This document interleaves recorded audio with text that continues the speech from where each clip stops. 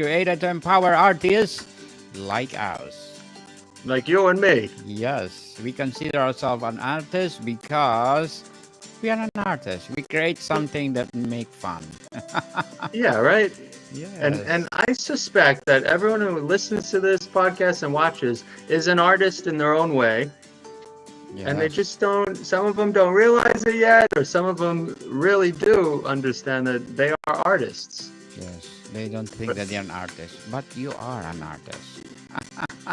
In different way. yes, So before just don't we say you're a con artist. We're not yes, con con artists. art. That's the only We artist we're not. Okay, go con ahead, art. Daniel. Sorry. Con art. But before we go on, Mr. Sal, we want to promote our your Manhattan. We do. Yeah, we do. It's on Thank our you. it's on our Yep. list. Well, so thank you for that. And yeah, I wrote this book, published it last year. It's based on a painting series, the Manhattan series I did from 2002 to 2019. This book is sort of uh, uh, it's a historical fiction with fantasy thrown in there. So it's mixed genres, right? Different genres are present, but it took a lot out of me. But actually, today's sort of dissertation, this episode is based on the sketches and drawings behind the paintings behind this book, if that makes any sense. Makes sense. So should It's I from, do the drum roll? oh my goodness, the pressure. Yes, Okay, and here we go. Oh, almost. perfect. I almost landed. Every time the drum roll goes, I try to land on the screen and it fails every time. But anyway, But yeah. congratulations, you did. Thank you. I made it to the other side. So, what the heck are we looking at today? Well, Manhattan.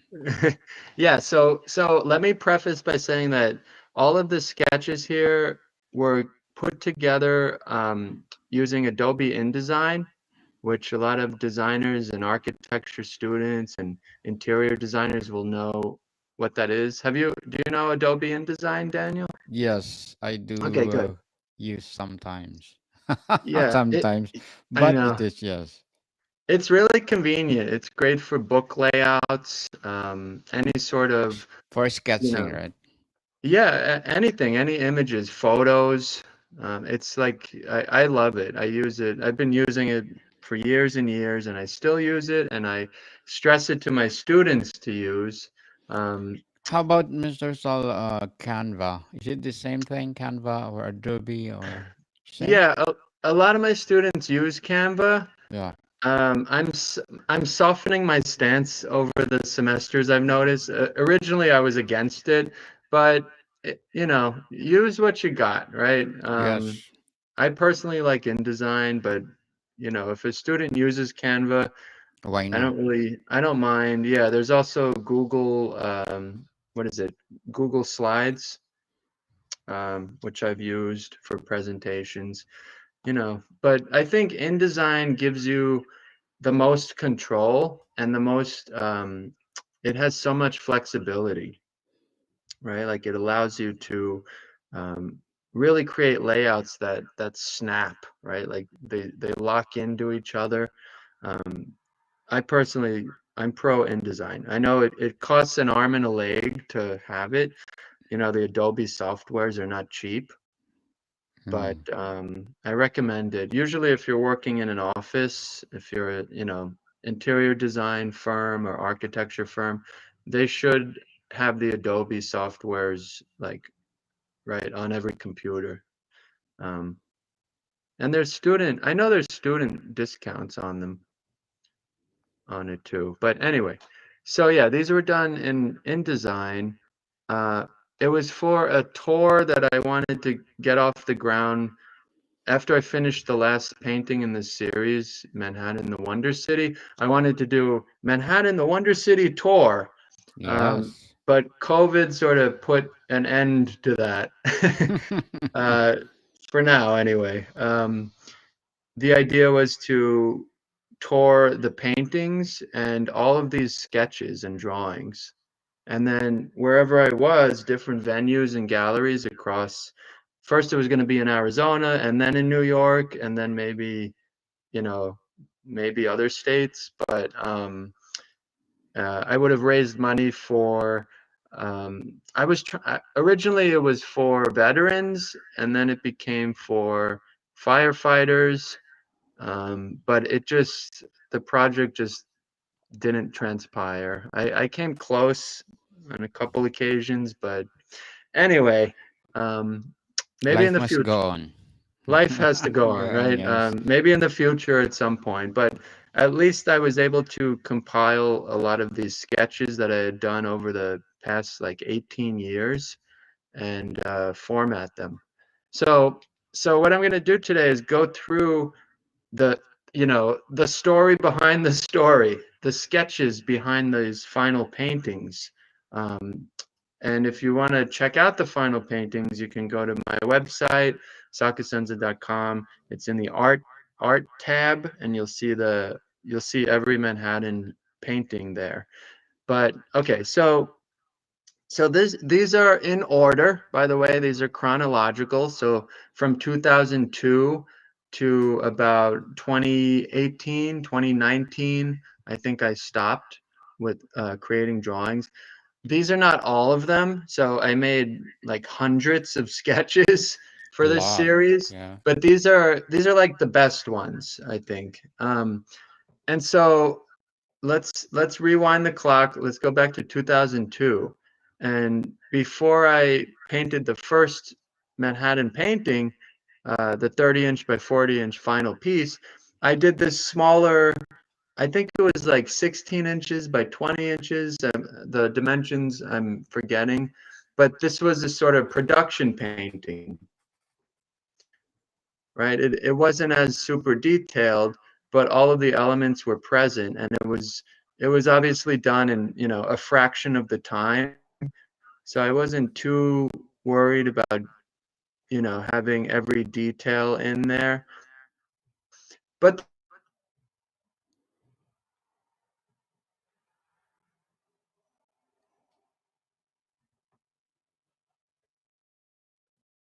painting is and the sort of look and feel of what became that painting is present in this one, in this sort of production one. And somewhere along the way, after I did the first painting and finished it, I had this idea of producing like, a series. And so I drew these little quick thumbnail sketches. So at the bottom here on the left is the first Manhattan. Here's the second, here's the third, here's the fourth and fifth, right? And Yes. so, I think when I drew these, I was on the second one. I was finishing the second painting. And then I had ideas for third, fourth, and fifth. Not everything was worked out, but this was sort of a blueprint for the whole series, right? And so this really helped. And I was looking at stuff like color scheme, right? If the first Manhattan is predominantly violet in its color palette, the second one, Manhattan the Rising War, was blue. The third one was tan.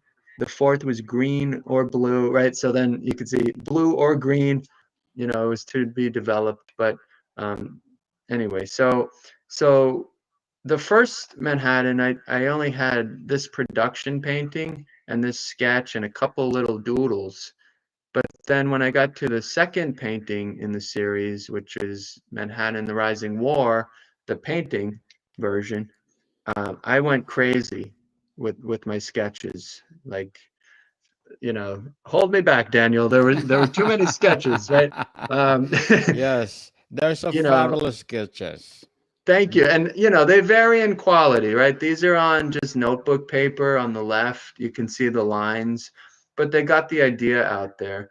But then I started getting into individual sort of character studies and, the characters of each building, right? So here's a Metropolitan Life tower concept, um, this clock tower at the top of it. These are other Metro Life towers here.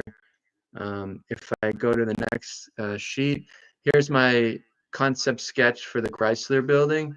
I wanted to Nice. get, she has sort of like a makeover by the time from the first painting to the second one.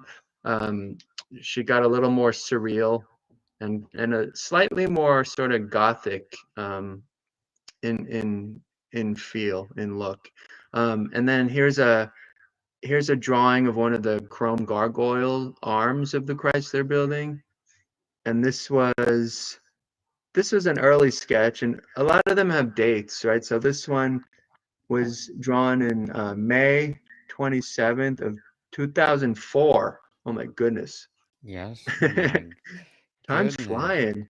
Why is time? Nice. So then what do we have on this one? Here's so in that second painting, there's like, you know, 3 times the amount of buildings present. So I had, you know, a lot of fun like thinking of all the different characters. So here's a sketch of St. Patrick's Cathedral. You can tell I was interested, and I still am, in Batman, right? Like this one looks very Batman-y, right? Here's the stained glass window that eventually, if you could see my cursor, this window design eventually was placed right here on the final painting. And if I zoom in here, you can see a sketch of this tower called the Ladder Tower, which has ladders spiraling up it. Here's an early sketch of Central Park, which was included on the final painting. Here's a sketch of the Times Square towers um, with billboards, right? So neon signs and all kinds of things. This one was this Times Square one I remember was done using watercolor, which is, you know, I also had a lot of fun experimenting with different materials and media, I should say. So Prismacolors, graphite, right? Just regular pencils, watercolor, Sharpies. Later on, as this series developed and my sketches developed, I started using digital tools like Photoshop. Um, so here's you know, a drawing of Uncle Sam who's present in the final piece. Here's a tank design. Here's a terror ship design and like some earlier iterations here on the right. Here's a drawing showing Ground Zero. So the Twin Towers by this point in the story have been you know, killed, and all that's left are, you know, are their sort of mangled remains. So I drew that up. This image on the bottom right is one of the Manhattan military ships. Military Okay, so ships. Wow. It's yeah, it kind of, like a bullet train. yeah, right. It as I look at it today, yeah, it really does look that way. So I Oh, had this is fun with great. these, as you can see. So, So Mr. Sal, then, when you're doing your sketch, what give you motivation? well, I'm a big fan, as you know, of film, right? And I love um, Star Wars. You know what? Every Star Wars movie has, you know, thousands of hours of production, design, concept artists creating it, right? So everything you see on screen with Star Wars has been already drawn, you know, concept is everything with those movies. And so I have a lot of making of books, right? Like the art of Star Wars or the art of like whatever other big movies there are, right? Batman, I know I have one. So I'm looking at these sketches all the time. You know, I'm looking to see like what are the artists doing? So that inspires me too. Certainly. Go ahead, Yeah, Mister. thank you. So that concludes for Manhattan the Rising War. The third painting is Manhattan the Wrath of Terror, right? And so this is the darkest painting in the whole series. I started by creating this drawing here at the top. It's Manhattan Island, but it's been depopulated, and so you just see just a few buildings sort of walking around, and then here's Central Park, sort of the long, it's sort of a surreal version of Manhattan Island anyway, so it looks a little different. But that got me started with, kicking off the production of this painting. I had made this sort of like a teaser image, right? Almost like a poster for the painting. And I think it helped me a great deal. A lot of the concepts and elements that you see in this little poster find themselves in the final painting. From the dunes to to the eyes to the orangey, the colors, and even this stone here. um, and then here, on the left, we just have some more smaller character studies. Let me see if I could. So on the top left, you got this Trinity Church drawing. You've got Rockefeller slab in the middle. And on the bottom, you have various sort of, uh, you know, concepts of the restaurant, the Puglia Ristorante, Mm. starting with the one on the right, and then the middle, and then the final design is what you see on the left with the yellow background, and that's the one that makes it to the final painting. So there Awesome. was, there's a huge like process behind this.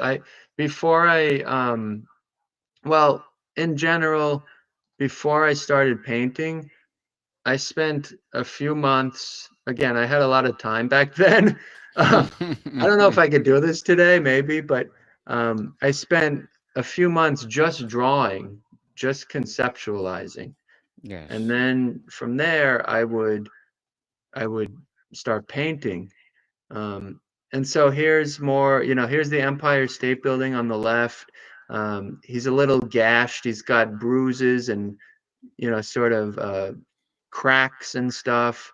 It's indicative of this painting. This is going to be a really, this is the painting, again, the most like apocalyptic one in the whole series. So all of the buildings are, you know, damaged or injured, or so here's Chrysler Building being held captive. Um, and then the third one also had, for the first time, I had little people in it. Um, right. So the Manhattanites. So I try to create characters that, it reflected, Resemble. yeah, like reflected the diversity of this world, of this city. New York, as we all know, is extremely diverse in general.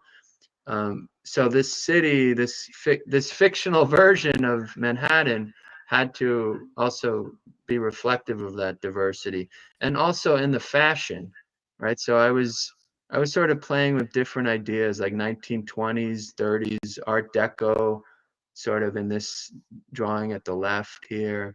I was looking at, the classic, like ancient Greeks and ancient Romans. They wore a lot of sort of drapes, like draping things. So I'm trying to mix things together, like top hats and 1920s with like ancient Greece, um, to sort of Nice. to sort of produce like a very unique identity, for the city's like citizens. So that was fun to do. And then, in this third one, I had to design the villains really for the first time, right? So I needed, The villain. well, yeah, so this terror group, right? It's like this sci-fi, uh, it's almost like War of the Worlds, right? So they're coming to Manhattan. They're like destroying buildings left and right. So I wanted different types of vehicles. So you have this Cyclops uh, monster, basically, that it's towering, with these blasting arms and this single eye, um, and sort of like battle hardened steel, right? But very sort of frightening looking. You have these creatures that spew lava, but they're like hovercraft. Here's an image showing just one like Manhattan military tank sort of charging against, in the background, three big Cyclops bots. Um, in this drawing particularly, you can see you can see my influence with, The Empire Strikes Back with the AT-ATs. Um, okay, so that's for the third. Here's the fourth out of the fifth. So the fourth painting is the one where the buildings sort of regain the upper hand, and they charge back and they sort of fight this terror group to reclaim or emancipate their city. So that the fourth one was called Manhattan Emancipation for that reason. So here was sort of my starting off sketch. You can see I drew this in 2010. So, oh my goodness, this one's 15 years old. Oh my gosh, 15 but years old. how, Wow. how time Amazing. flies. So what can So you you got say after 15 years? time flies. Uh, you don't think about it, right, until it happens. True. You don't think about it until you see something you drew and it says 2010 on it, and it's 2025. But I could see my techniques were evolving though. I think they got more and more complex, these drawings. And Manhattan Emancipation also had the presence of like digital uh, photoshopped renderings almost. Like this was an early sort of Photoshop study. Um, just to sort of, again, very pixelated, very rough around the edges, but I did it in 2008. But trying to get a feel for the sky and for the landscape and the buildings in the foreground, right? This is sort of a production painting once again.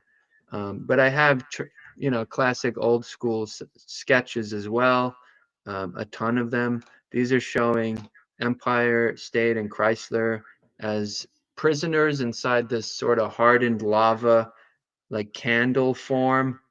So I was experimenting with different ideas there. Um, this is also the painting where Lady Liberty's torch turns like a bright white, like Gandalf, almost like Gandalf in Lord of the Rings. And so here's some drawings of Lady Liberty flying, carrying that torch. Here's some studies on the left of her hands, right? So I was playing with different gestures that she can use. The hand had to sort of say, you know, come on, let's go, because she's leading the charge. And then here's a sketch showing the lead, the terror commander, who's like the main villain, and he's also the main villain in the book, um, by the way. But he's sort of this, skeletal sort of representation of like hell, in in a humanoid form. Um, and he is a towering creature as well, right? So he's taller than a normal human. In the background, you have these sort of lava um, caves, but they're very anthropomorphic. They sort of look like creatures. And here's like a building being swallowed up in the lava. And over here, you have some remnants of Central Park. So, this was another sort of dark painting. So the drawings themselves had to naturally be dark as well. But by the time we get to the fifth and final one, this is Manhattan, the Wonder City. This is the celebratory painting in the series. So a lot of the drawings follow suit, right? So here's, there's this huge parade sequence in the painting with hundreds of little people painted. That was a painstaking process for me.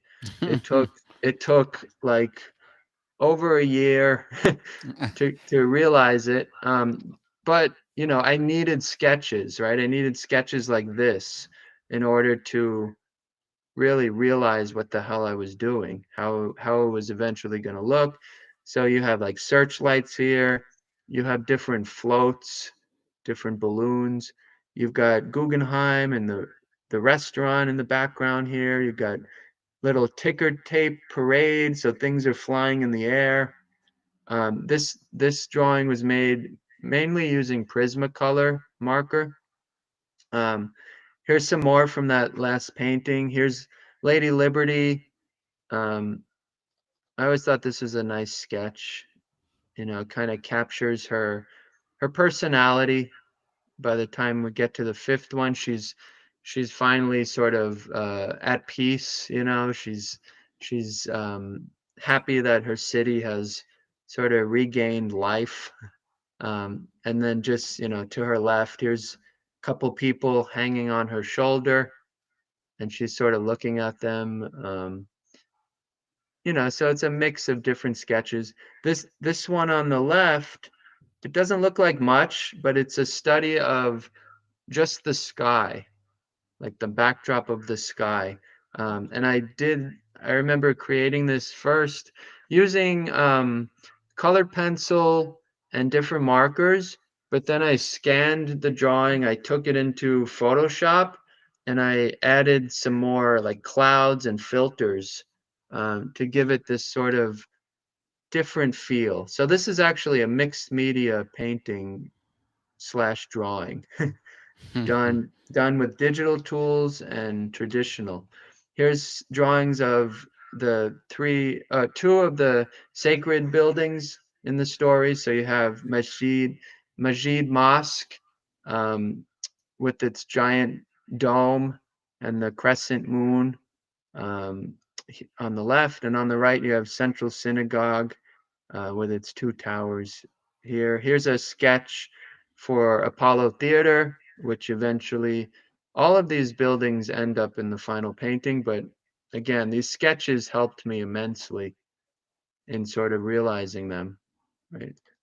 Here's another sort of early sketch when I was working on that last painting. So early in the production of that last painting, I should say. So this one was drawn in 2012.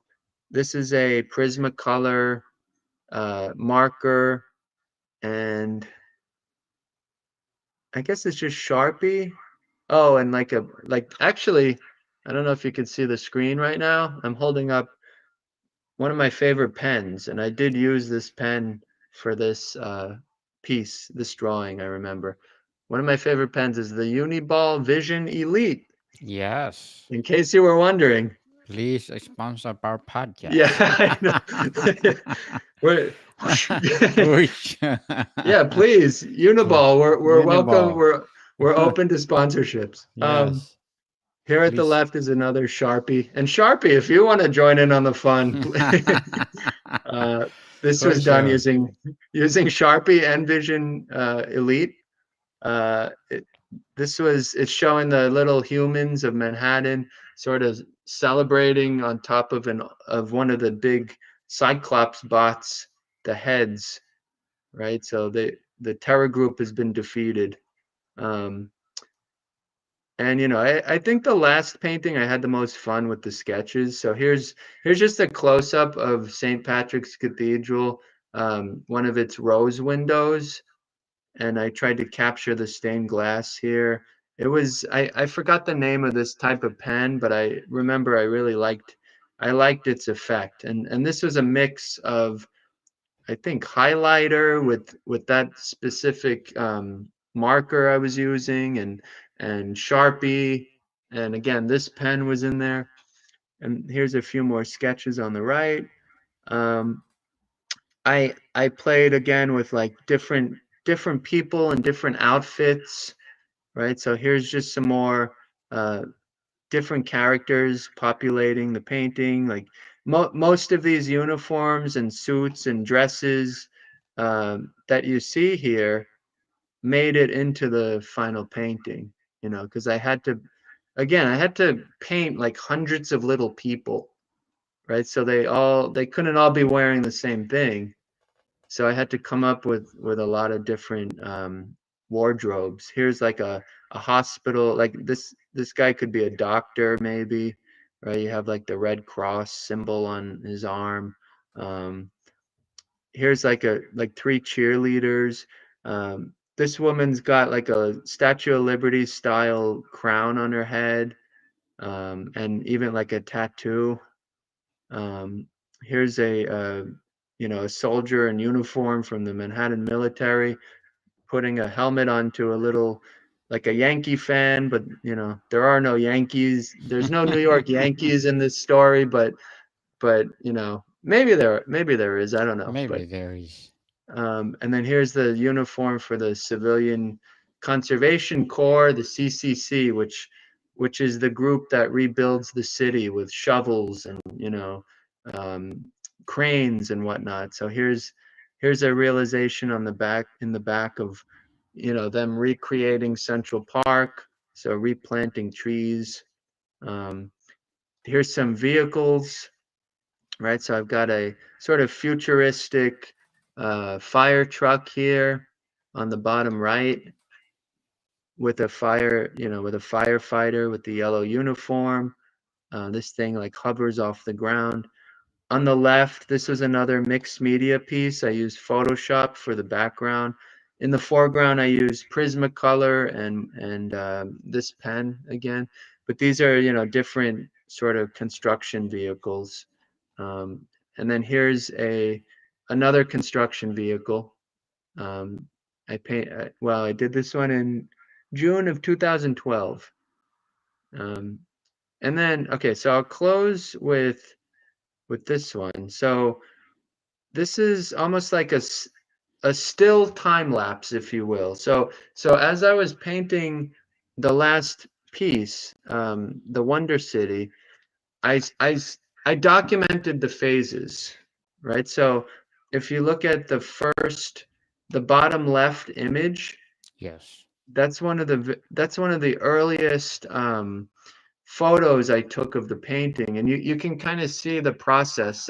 Daniel, like you've asked me in the past, what is my process when I paint, and I would respond, it's like from back to front, background to foreground. So here, at this stage of the painting, you can see I've got pretty much the entire sky done. I've got some background buildings painted in, and then I'm just sort of working my way to the foreground. So as I go from image 1 on the bottom left to image 2 in the middle to image 3, you can see the buildings like popping up, right? Then I go to 4, 5, you can see the start of like Lady Liberty on the left side without arms. But Yes. then by the time we get to image 6, I got Lady Liberty. I had to change Lady Liberty's face. I remember it because 6, it wasn't it wasn't just working. So so actually if you look from 6 to 7, Lady Liberty's face changes completely. Um, and then here's 8, 9, and then here's 10, which is how it finally ends up, right? But it's kind of interesting to see like how the elements are added, right? And how that layering technique works. With this painting, I also logged the amount of hours I put into it. So it took 313 hours to paint Wow. it.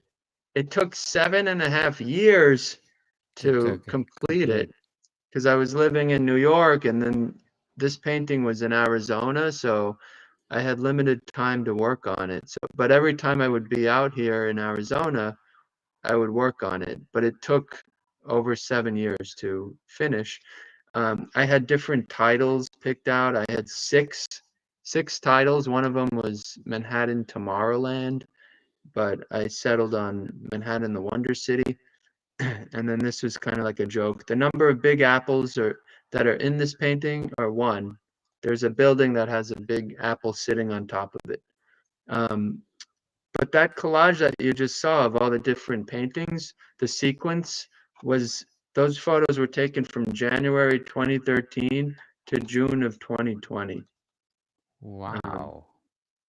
so that's pretty Amazing. much that's uh, that's the concept behind that. Um, Mr. Sal what do you say? Cosenza, thank you so much for sharing your sketches to the world.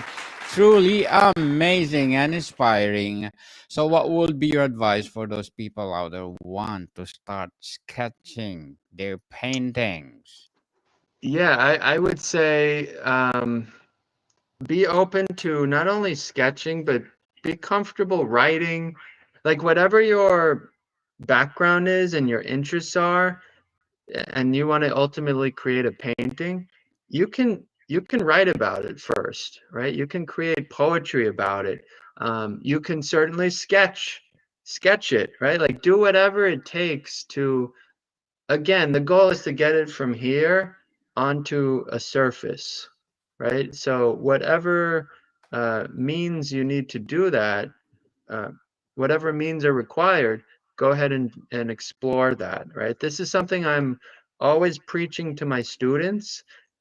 Some of them might get annoyed by it, but but most of them are really open to it. But I think we just need to use all of our strengths and abilities and gifts to realize our final vision of whatever we're producing. So just go for it. Yes, go for it and stop procrastinating, people. If you Yes. have the passion to paint, please do share to the world. And And Mr. Uniball Sal, Vision Elite, or no, yes, yes, Uniball, please sponsor us. We are accepting a sponsor abstract essay. yes. So I just want to plug in my Book 101 review, people. My feature author of the month, Miss Angela Henry. We're live tomorrow at 3:30 p.m. PST. Please do watch us or listen to us because Miss Angela Henry talking about one of her favorite books. Please do listen Book 101 wherever you listen your podcast. So, Mr. Sal, would you like to plug in something? And I just wish you a great week, Daniel, and everyone out there. I hope you start creating something. Start realizing your dreams on a sheet of paper or a canvas. So I wish you inspiration this week. Yes, indeed. So, Mr. Sal, thank you so much for your time. Thanks again, Daniel, for having me. As always, have a great week, everyone. Modicon people, see you soon.